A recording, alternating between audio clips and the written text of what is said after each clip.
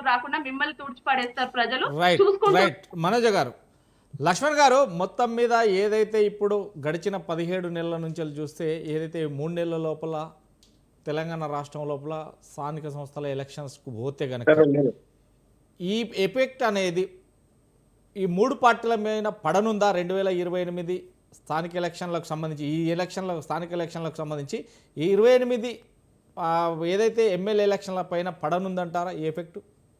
చూడొచ్చు అట్లా? అంటే ఇప్పుడు అసెంబ్లీ పార్లమెంట్ ఎన్నికలకు సమయం చాలా ఉంది కాబట్టి ఇప్పుడు ఈ ఎన్నికలు జరిగితే దీని ప్రభావం అప్పటి వరకు ఉంటుంది అంటే ఉండే అవకాశాలు ఏమి ఉండవు. అప్పటి పరిస్థితులు అప్పుడు ఉంటాయి ఏంటి అనేది.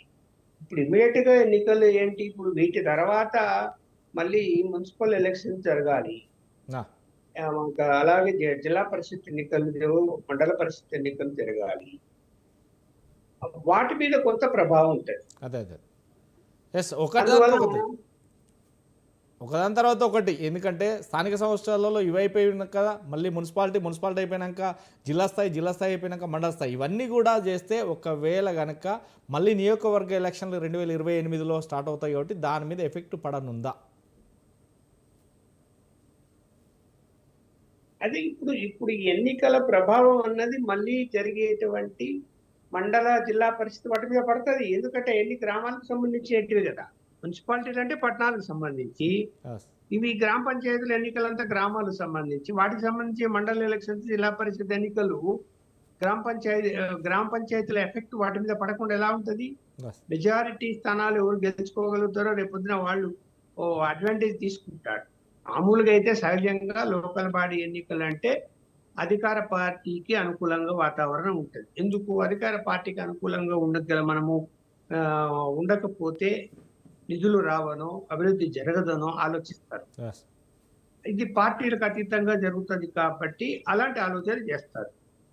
మళ్ళీ రేపు పొద్దున ఈ ప్రభావం వాటి మీద పడదంటే అందువల్ల ఖచ్చితంగా ఆ ప్రభావం పడుతుంది అంటే ఇప్పుడు ఏంటి కాంగ్రెస్ పార్టీ పరిస్థితి?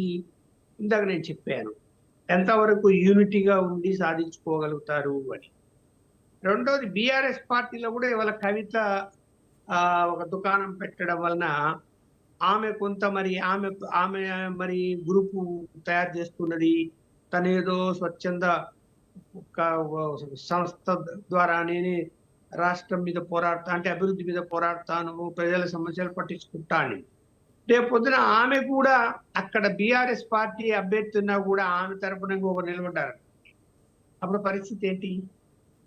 బీఆర్ఎస్ పరిస్థితి ఏంటి? అది కాంగ్రెస్ పార్టీకి అడ్వాంటేజ్ అవుతుంది కదా, కొన్ని చోట్ల బీజేపీకి అడ్వాంటేజ్ అవుతుంది కదా. మరి ఎవరికి ఆమె అడ్వాంటేజ్ తీసుకురావాలని అనుకుంటున్నది?